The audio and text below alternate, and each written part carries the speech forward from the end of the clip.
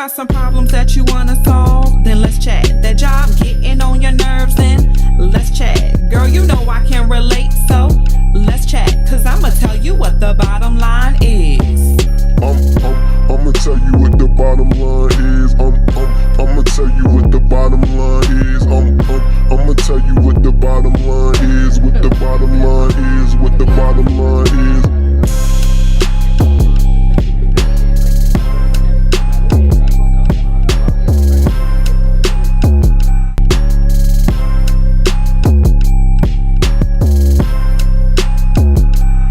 It's your girl Cece. I'm your hostess with the mostest. I'ma tell you what the bottom line is.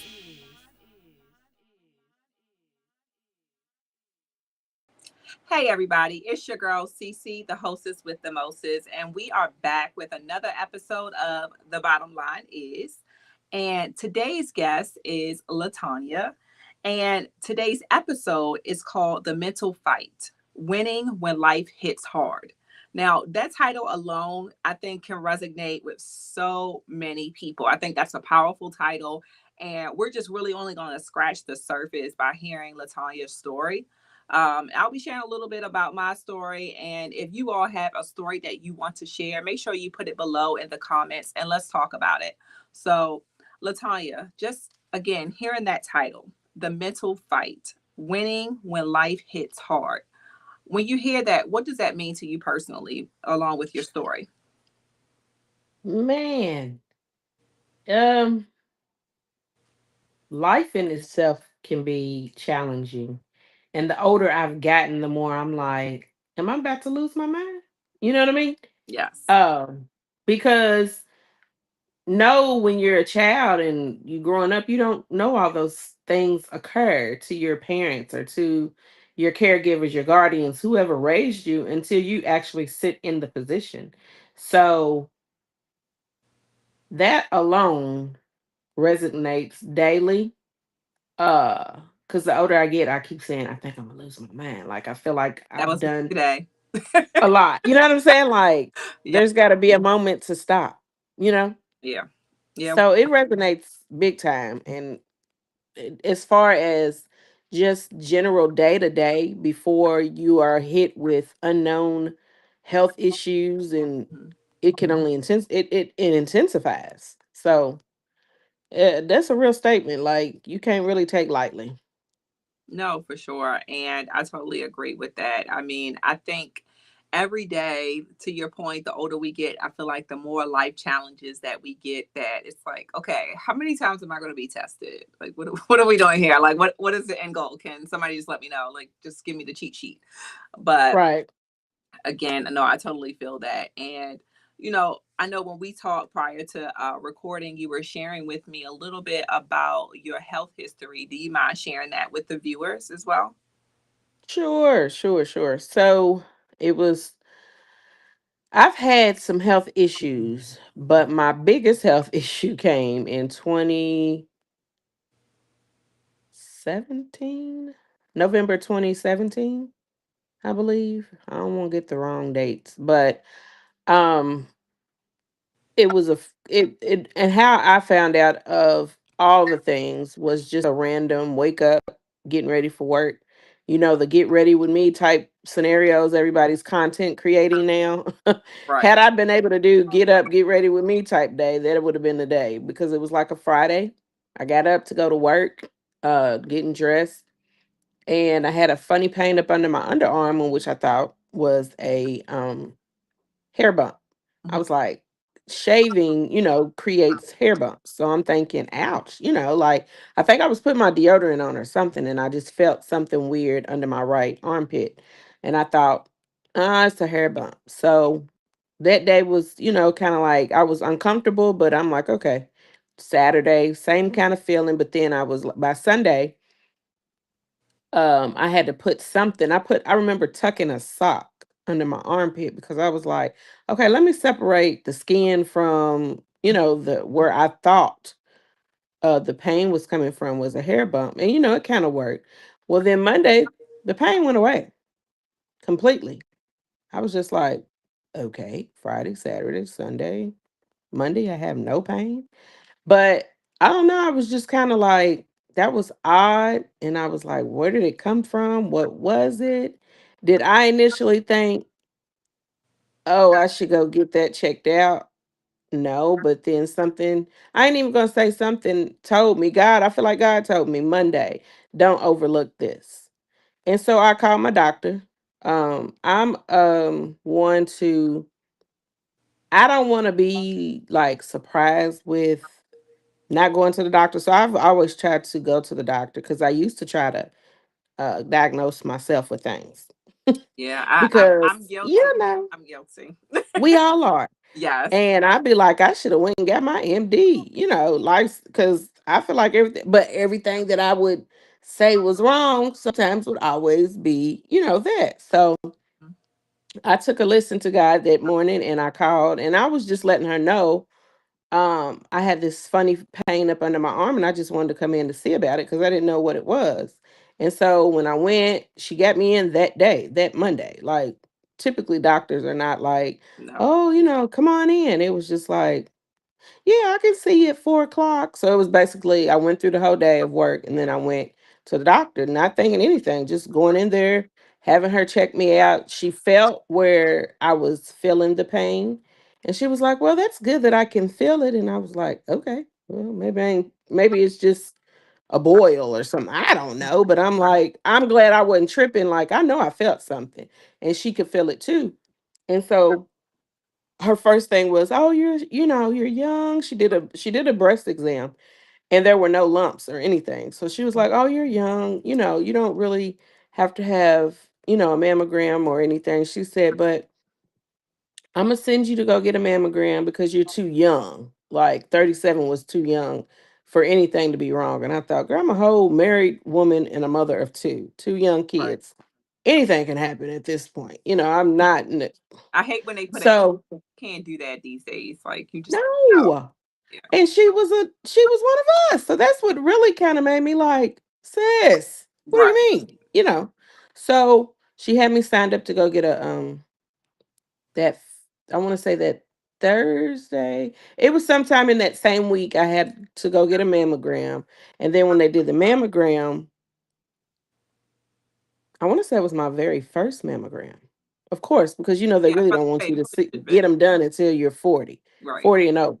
So I went and got a mammogram, and when they did the mammogram on the right side, they said they saw calcification. Well, you know me, what Yeah. the hell is calcification? Right. So I'm like, okay. So they say don't go to Google, but who don't go to Google? Because you Yeah. can't talk in a term.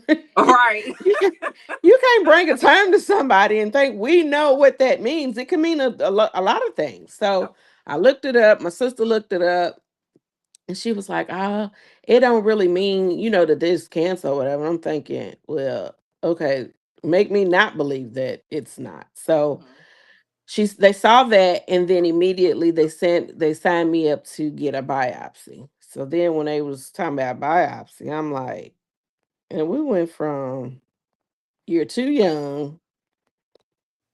The calcification is just, it could be anything Mhm. to biopsy. I'm like, what the hell? Like, Right. then I was like kind of froze. So that all happened in a week.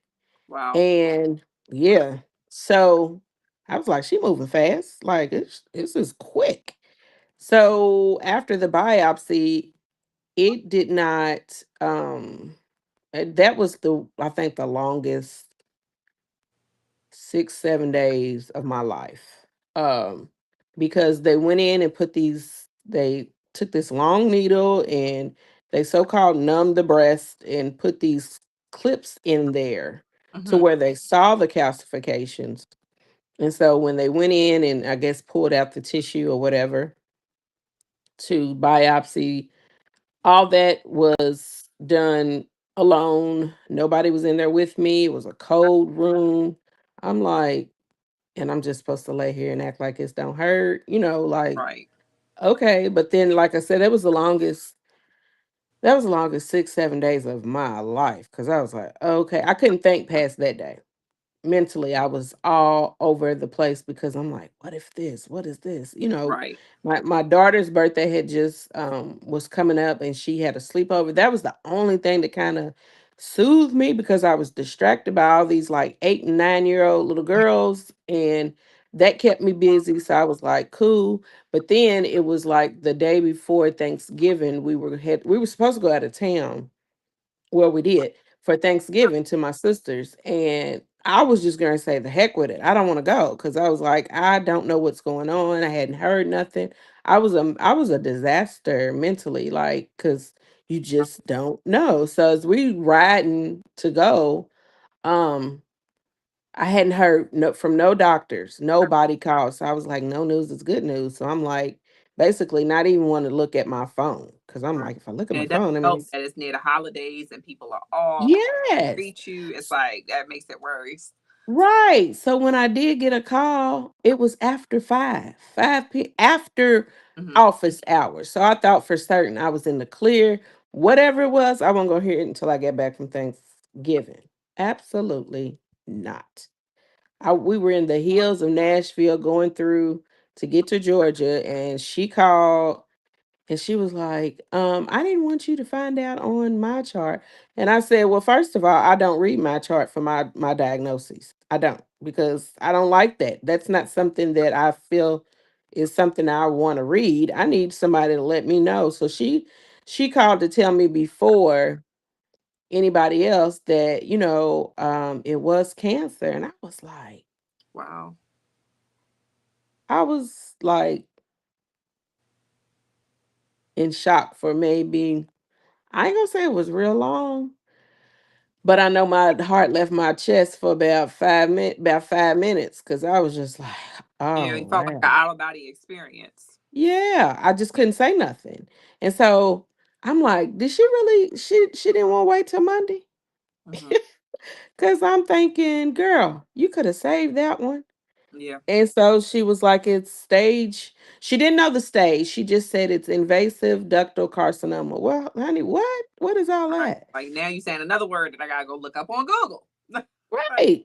And the fact that it's invasive, yeah, what? Like, using all these big girl, words. Like, what's going on? man, she was using too many words, too much, too soon. And I'm like, sis, you could have waited till Monday for real. So after she told me, my husband, he was driving and I could see he was looking at me and I was looking at him. My kids were in the back seat. They didn't have any idea what was going on, but Hmm. I was just like, I can't react the way that, like Yeah. hysterical. Uh, I don't know. I was just looking at him and he's looking at me. His eyes just kept getting bigger, and I'm just like, yeah. So that was that. Um, and actually, I was able to get through that weekend. Okay, because even though I had waited all those days prior, it just seemed like when she finally dropped the ball, it was almost like my mind immediately went to, okay, y'all, we gotta go to war. It's time to fight. Like Hmm. I didn't have the mentality as woe is me or oh not me, and it wasn't that. I was ready to go fighting, like hands first, like let's go. Right. And I know she was probably like, "Are you okay?" And I'm thinking, "No, I ain't okay, but I'm gonna be okay because I'm Right. young. I got two small kids, I got a husband, got family. Girl, we're not getting ready to wallow." And that's why I think when people get that diagnosis, the first thought or they think to flatline. Yeah. And nowadays, they have so many remedies, Yeah. all these treatments and all these immuno stuff. They have everything now. I didn't think about that then, but I just knew as a Christian, as a woman of faith, I was like literally, I have to put on the full armor of God. And that was my scripture text that I used. I think Hmm. it was Ephesians 13:14. That was my slogan. Like put on the full armor of God. And I was like, yeah, because this ain't gonna be nobody but him. Because Right. it was traumatizing, but I literally went in, and how I handled it as far as letting people know, I kept it at a minimum because I am not one who likes a lot of attention. Yeah. on me. Hmm. I didn't want that. And I didn't mind if someone knew, if someone asked, if someone asked somebody else about me, I made sure people know, don't be afraid to be like, yeah, I'm just not making a grand announcement. Right. I told my immediate family, uh my closest friends, but I did not at that time. Social media, everybody's Yeah. getting on Facebook. Absolutely not. Yeah. I was not making a But status you're not ready of, for all of the attention that social media would have put on oh that. That my was a gosh. whole nother Mm-mm. level mentally too. I could not do it. I could not do it because I was like, if anybody knows me, that's not my cup of tea. Right. So I did have one longtime friend, but that we hadn't really spoke to, that I hadn't spoke to. She got offended, and I'm thinking, what you get offended for? She was like, I mean, I had to hear it. Yeah, you had to hear it the same way some other family members have had to hear it. I didn't pick Right. up and call all of my people and all my. Right. Like It got real kind. that's not your job at that time. Like you said, No, my honey. job is to put on the armor and start to fight. My job is not to call every person. Right. But I And think when that's a when you heard about it, either you gonna go to war with me, or you just gonna sit back and holler about what she didn't tell me directly. Shame on you, because I wasn't doing that. right. Yeah, So that's it was tough. It was tough. and I feel like when you go through stuff like that, you do realize too, on that same note, like who's in your corner, and who is really truly for you when all the chips are down and things of that nature. So And I had a friend who had already been through. She had been through cancer, breast cancer before, mm, and I remember her saying, "Everybody is not going to ride with you because they may not know how to." that's And I had to hear that and understand that, because I was like, okay, okay. But then I didn't understand it. But then afterwards, I was like, I get it. They didn't know what to say. They didn't know how to feel, or I think they were scared for me mhm. and didn't want to project their fear on me. So there were some that I was just like, oh well, it is what it is. I just didn't have the energy to worry myself with who wasn't contacting me or who wasn't showing up.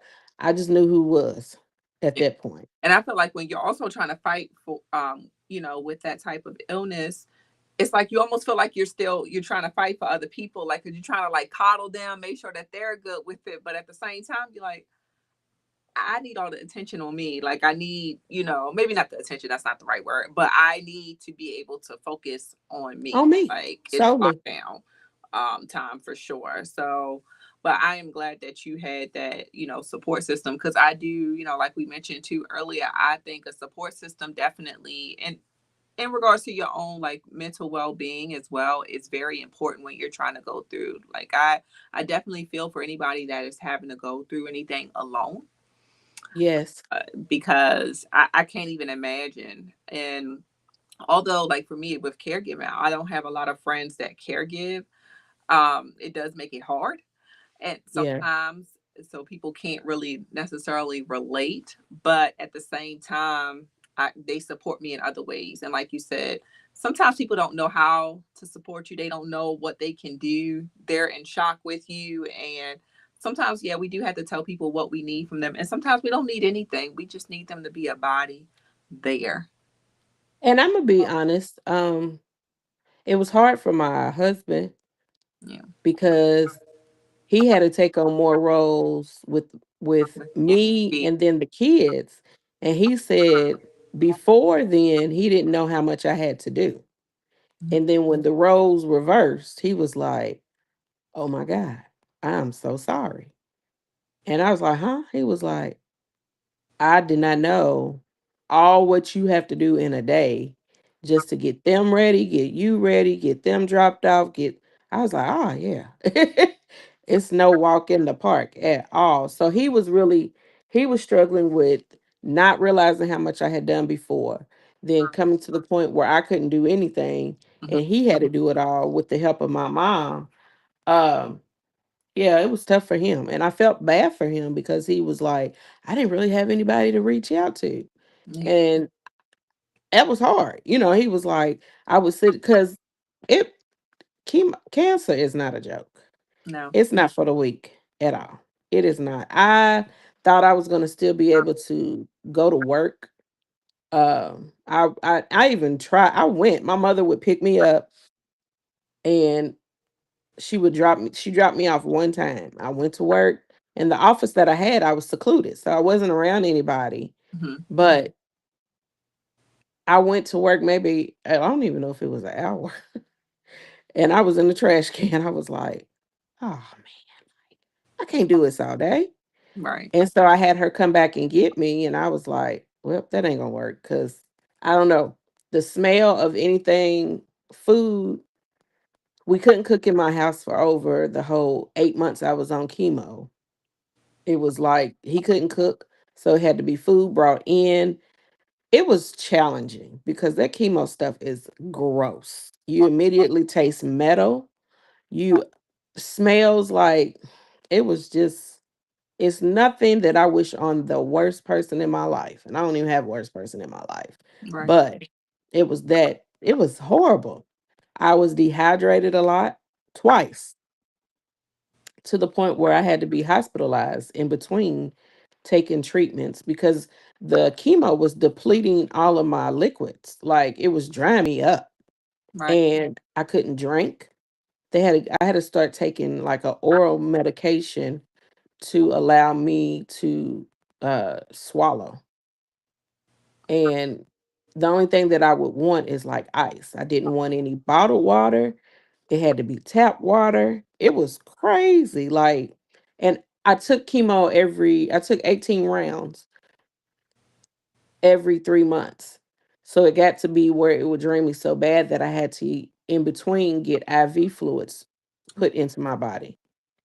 And then I want to say the second time I was admitted to the hospital, my organs were shutting down, but I didn't know. I did not know. I didn't know Right. because I was the sick person. So I just wanted to feel better. So I mean, whatever was happening, what that feels like. So yeah. So I mean, my husband knew, and I was like, "Well, what do you mean my organs were shut down?" right. It was like because the chemo was so strong that my functionings were starting to deteriorate, and I was like, "Really?" Oh my gosh. Yeah.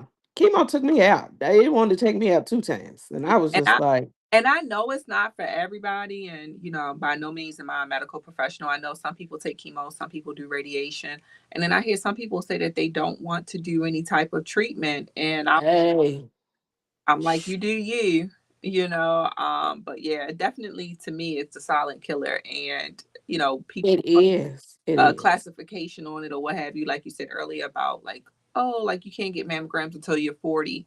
Well, if I feel something, then What? I think it's Yeah. within my right to be able to do so. And I know someone that I grew up with, same age, they went through cancer. They're 4 years in remission, but nobody would have thought, that was a wake up call for our classmates. Like, oh wow, somebody that's in their early 30s, cancer? Yes. What? Yes.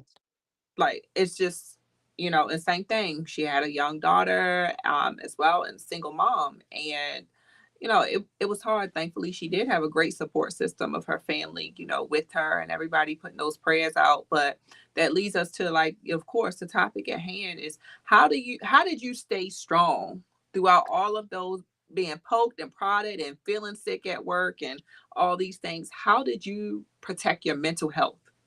Let me say this. I did not communicate with anyone verbally. Mhm. You mean I like shut down. while you were going through treatment, or when you found out? No, once I started treatment, I just really took I felt like I couldn't swallow correctly. I just felt like I was numb and I was muted. Mm. But I feel like that was God sitting with me, like, let me do this. Let me handle this because I'm a goer. I'm constantly going. Right. It's like there's no turning me off once I'm going. So in this particular moment, mentally, I was muted. I didn't pick up my phone. I'm a phone person. Mhm. I didn't text a soul. I didn't get on social media. I just slept it away. I tried to sleep through it because I was like, if I sleep through it, Right. the faster to go. If I'm bringing attention to it, I had two family members simultaneously every day. They didn't do it at the, like they didn't know. They would send me scriptures and prayers the same time every day. Oh wow. I would read them. Those are the only messages I would read because people were texting me like nonstop, and I just was like, that was overwhelming. So I had to, if I looked at my phone, I looked for those particular people's messages. I read them, and I would flip the phone over, and that was it. Hmm. And I would wake up, and if I turned my phone off, I would wake up to 50 messages from other people. I was just like, that's too much. Yeah. So I would just literally lay wherever I was and just try to sleep it off because I really just was nauseated all the time. So Right. within the 3 weeks that I would, every in between the 3 weeks, there was only one good week that I felt well. Hmm. And by the time I started feeling well, it was time to go back. Go back. Yeah. Yeah. That whole cycle. So yeah, it was mentally draining, but the fact that I was like, okay, I can't talk to nobody because I don't want to talk to nobody telling me, well, such and such did this and such did that. I did have a good friend, a good friend of mine who was actually dealing with pancreatic cancer while I was going through mine, but she was like my navigator. Hmm. She would come by my house, she would either text, but I didn't know she was coming to the end stages of her illness. I had no idea. Wow. Like I'm to this day, she's been gone, I want to say 7 years, 8 years. She died right when I finished my radiation. Wow. And before any of that, she would text my husband or she would call him and check in on me, and uh, she would tell him things about herself, how her progression was coming, because pancreatic cancer, people don't live really past a year. She lived 6 years Wow.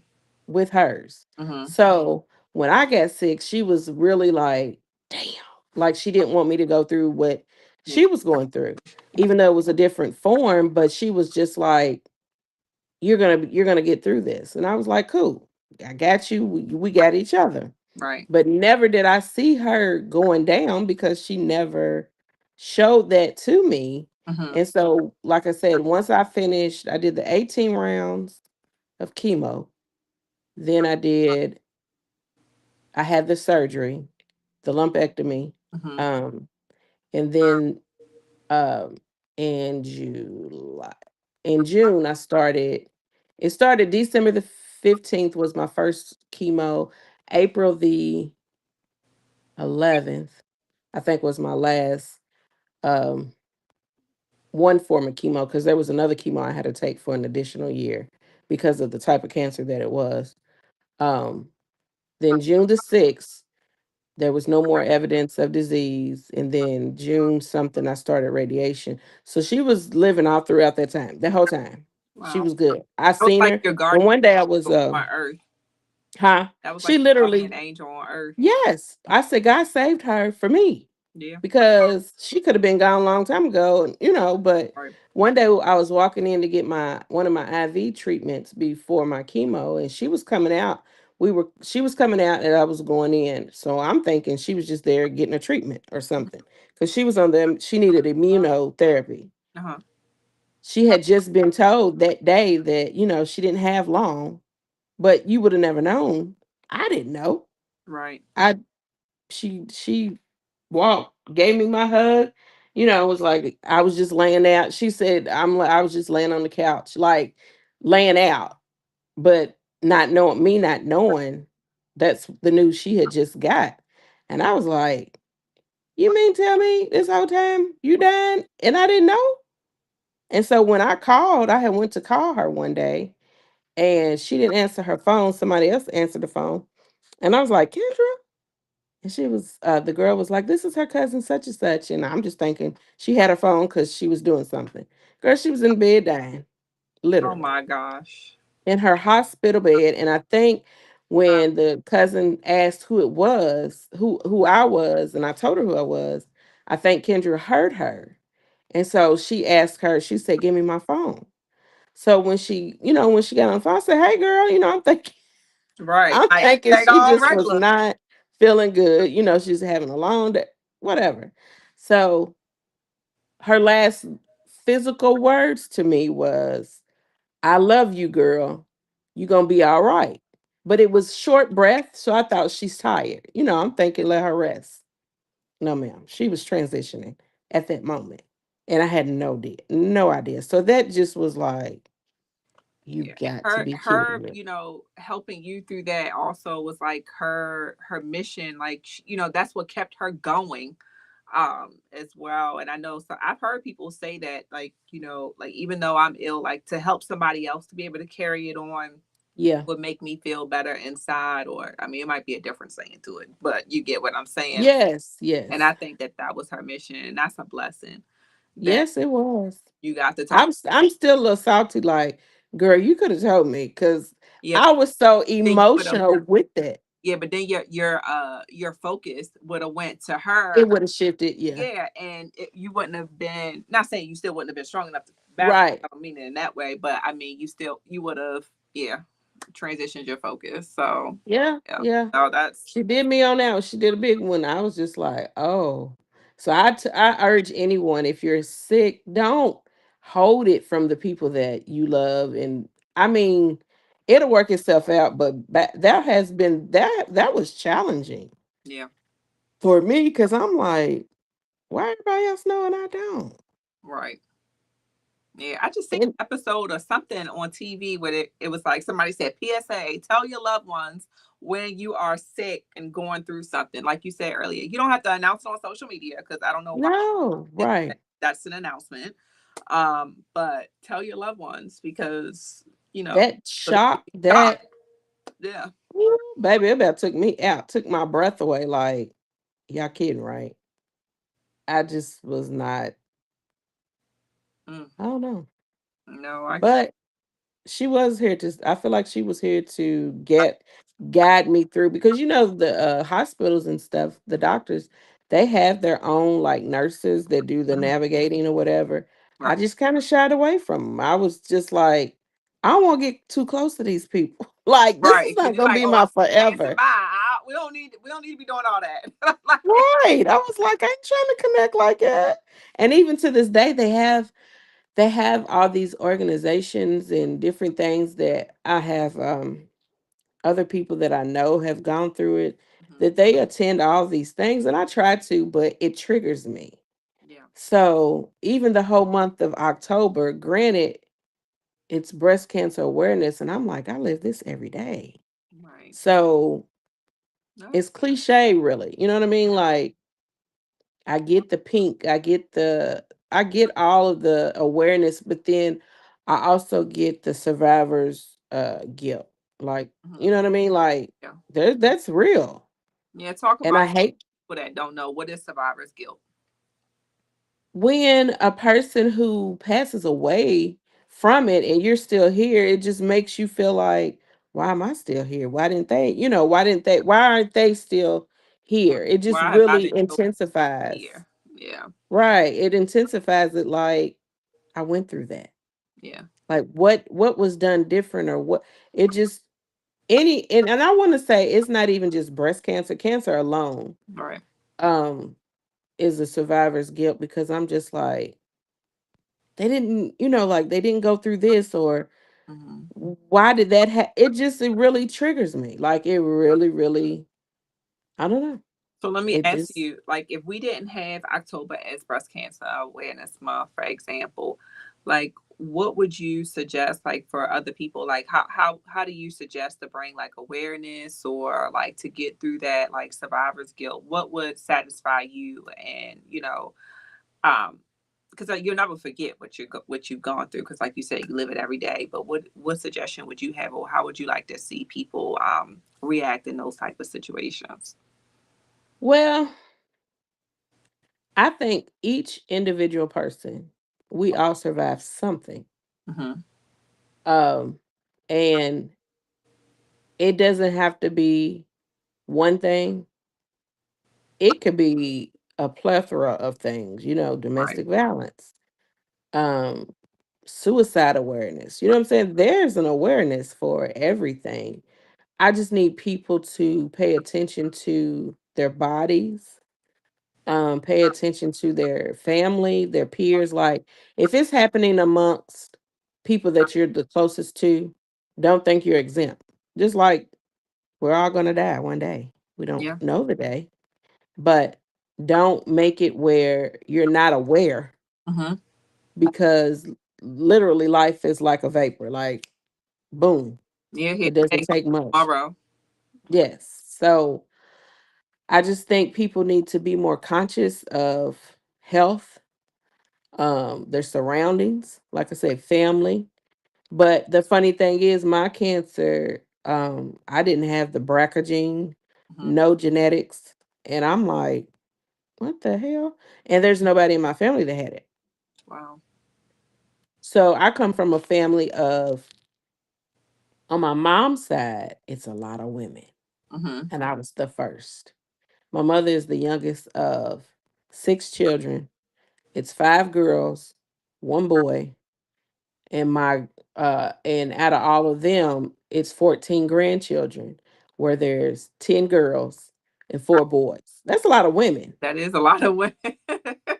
That's a lot of women. And then for me to be the only one Right. in the family, I'm like, what? Yeah. And I'm like the second to the last grandchild out Wow. of 14. And I'm like, I'm the only one. Really? And then on my dad's side, eh, it was his father had 13 children, I believe. So my dad is the oldest of the second set. So it was four boys and one girl. Mm-hmm. And then the older children, I believe it might have been um like maybe five girls. So there's a lot of women in the whole genetic thing. And I was the only one that had this. So I know since it wasn't genetic, it had to be something ingested Yeah. food. You know what I'm saying? Like I know because that's something that they're still like trying to figure out. And I tell you, I was like, oh my gosh, I'm gonna be in my grave before I find out like I what know. the cure is. I'm just like, oh my gosh, and everything that And I believe there is a cure. They just it, don't, pharma doesn't want it to be cured it because it's a moneymaker. yeah. And you said something earlier because one of my friends, her father is 82, goes to the gym, you know, does all the right things, but recently discovered a mass and was diagnosed with prostate cancer. So when she told me, I said, well, how do you feel about it? You know, that was my first question to her. And, you know, how's your dad holding up with finding that out? And her response, she said that what he told her was, well, we all got to die from something. And I Wow. was like, okay, that's true. I didn't have no other comments besides that's true. You know, I don't know what to say after that. Right. Yeah. But I was just Wow. like, you're right. We are all going to die from something. And we just don't never, I mean, our fate has already been sealed. God already signed that, right? We don't know how we're going to die, when we're going to die, but we will die from something. And our goal here on earth is to make the best of whatever we can while we're here and, you know, bring that positivity to people and, you know, keep all that negative out, you know. So, and how else did you keep all of that negativity out of your mind while you were going through things? I denied a lot of access. Mhm, I had I had some family that felt like, my husband should have called mhm. them to let them know what was going on, but it should have been the other way around. Yeah, So, I agree with that. um I did have an aunt who was like, they don't need to be calling us. We need to call them and see what they need, which, yeah. Mm, you on See? Yeah. So I was like, that's right. That's right. But, my husband was like, I mean, what do you think I'm gonna do? And I was like, they don't know. right. They don't Yeah, know. because really, and what people don't think about is, yes, we initially think about the person that's going through it, but the caregiver. You know, your husband is right there. Your husband is seeing the highs and the lows and trying to maintain the household and keep that things on an even plateau for your kids so they don't know that anything is really going on. And that's a lot. That's a lot Yeah, for a person, it was. to It was. take care of. And I'll say when I get iron treatment, so when I go get my like iron transfusions, I'm in and with the oncology patients, and I just think like, oh my gosh, I say a prayer for myself, I say a prayer for everybody sitting in that chair, because I know that it's hard. And I hear what they're going through when they're setting everything up. And I just Yeah, it's no can't joke. It's imagine. not for the weak. Yeah, it's not. I mean, I think that not only do you have to be strong physically to be able to get through it, but also mentally to be able Mentally. to get through it. And yeah, so Be in deep prayer the whole time, literally. yeah, I feel like that's what brings you closer to God. If even if you're not close, I hope that people get close. Yeah. It's like I always tell God, I'm like, okay, I know you want to get my attention, but I don't need you to get my attention like that. Uh-oh. Oh no, did it die? Wait a minute. Uh-oh.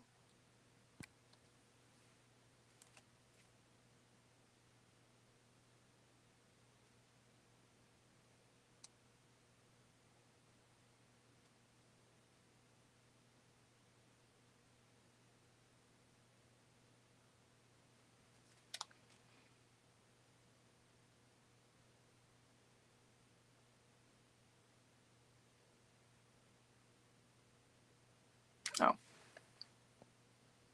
okay. I'm sorry. I was like, what happened? It froze. My Oh, bars are there. I don't know what happened. I was like, oh Lord, did her phone die? Like, No. I was like, I'm still here. oh yeah, I don't know what happened. I was like, okay. All right, so we'll reset on that, but I can edit that out. But so what I'm gonna do is start to wrap it up. I'm gonna ask one more question and then um wrap it up, because you kind of already summed up all the questions that I had. No, Sorry. I'm guilty of that too. So I think it was a great conversation. So all right. So Latanya, looking back, what has this hardship told you about yourself? Uh that I am stronger than I knew. Though I always okay, people always make me feel like you're the strong one, in which I've lived my life surviving different things. So when this came, I guess it was just like a no-brainer. This is a double up. You can't just pass it by as, oh, I'm gonna be all right, because I was uncertain what was gonna be the outcome, literally.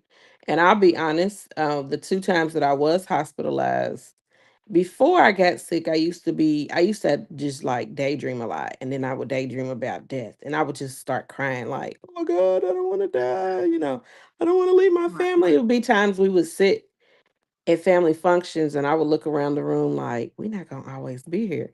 That's just the mind I've always had. And I was like, why am I the one sitting here thinking about this? But when I was sick, I never thought about it. I thought, well, if he's brought me this far, and if it's time for me to go, I guess it's time for me to go. I never thought about being sad, being fearful. Um, it was kind of talking about it now makes me like, dang, I was ready and didn't know I was ready. You know what I mean? Right. So I just feel like it strengthened my relationship with God more. I've been in church all my life, but when people really play and say, there's not a God or I don't believe in God, I'm like, shame on you. Yeah. Shame on you. That's all I got. And I had a family member who made a comment about his intake on how people shouldn't take chemo and chemo ain't nothing. And honey, I blooped. I said, there is no way a person who has never had cancer can Right. ever talk about what chemo does for anybody, because you're looking at what chemo did for me. I can't say that I loved it, but it saved my life. I'm Right. still here. So it was kind of like that was touchy to me. Like, don't make comments like that. A doctor to me, even going to the doctor, I look at them doctors like y'all playing Russian roulette with people because y'all don't know. If you ain't had it, how do you know? That's true. No, that's a point. That's a good point. And yeah, I remember the doctor. I just kept fighting for my grandmother with her breast cancer before she passed. And I'm like, no, it got to be something else we can do. And do I need to get a second opinion? Like I'm saying all these things. And I remember they they took me up to the hospice floor while she was in the hospital, and I was just to walk through it and to talk to someone in there to I guess to make me feel comfortable with the idea of the transition that is going on that I Yeah. I just did not want to admit to. And I think that's also a part of like the mental portion of it is even though yes, we have to be strong to go through it and we got to be strong for the ones that are, that are going through it if you're a person like myself on the outside. But I think I was just selfish. Yeah. Yeah. Even Yeah. though I knew the end was coming, I just You refused. didn't want it to. I Yeah. refused to believe it, and no, I didn't want it to. And it wasn't my decision to make, obviously, right? But that's a part of it all too. And I just remember the last visit my grandmother had at the hospital because when you come to the end, like your breathing starts, like you Yeah. said, It starts to channel. It low channels. and everything. And the last few days she was pretty much out of it. But the last time she like I took her to the hospital, I took her off hospice so she can go to the hospital, and her eyes just got real big looking at me when they was putting the stuff on her to help her control her breathing. And those eyes, I will never forget that face, was like, you don't need to put me through all this. Let me, I know, let right? me go. And I was just like, but I don't wanna. Like, Yeah. what I Yeah. mean? So it's like, oh my gosh. But mentally, yeah, I think if I didn't have the support system, but like you said, I kind of had a moment where I had to put up my boundaries once she did transition into hospice. Like I couldn't deal with it. I couldn't go those last couple of days. I had to remove myself from it. It was Hmm. I don't want to say that's not how I wanted to remember her because obviously I had to make the arrangements. You know what I mean? Like I had to do all the things, but I just I don't know. I felt like a piece of me died in that moment too, and I Hmm. had to grieve through that process. And I'm sure it's probably some level of grieving for anybody that does go through any type of cancer, Right. well too. I know we didn't get to that, but that's something maybe we could do a part two. I'm here So for it. yes. So is there anything else you would like to like say to anybody that is, let's say, going through cancer, or working with a loved one with cancer, anything along those lines? My advice to anyone going through is to be optimistic. Cancer does not mean death. Mhm. It might mean a slowdown. You're not in control. Um, breathe. Make sure you do everything they tell you to do. And then for those that are helping those that are going through it, give them grace. Be kind. I will say at one point, both my husband and my mother, they didn't understand my muteness, and they didn't understand. They was like, "Are you depressed?" And I'm like, "Yeah, I am." Mhm. I'm like, "I don't know if I'm going to be living or not," you know? Yeah.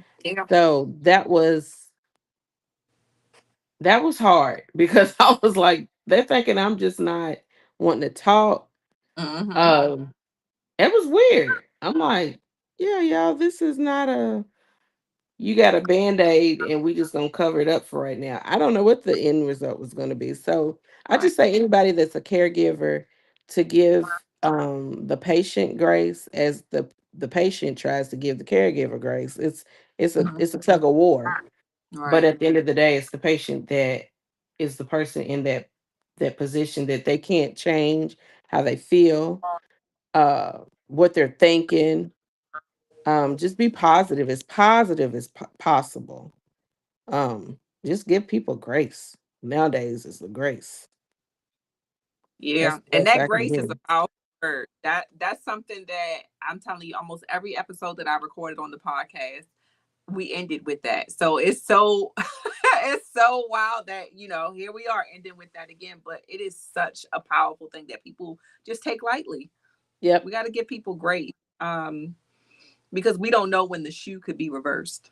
Exactly. All of those things. So no, but I definitely enjoyed the conversation with you and, getting to know you better. And of course, our conversations won't stop here.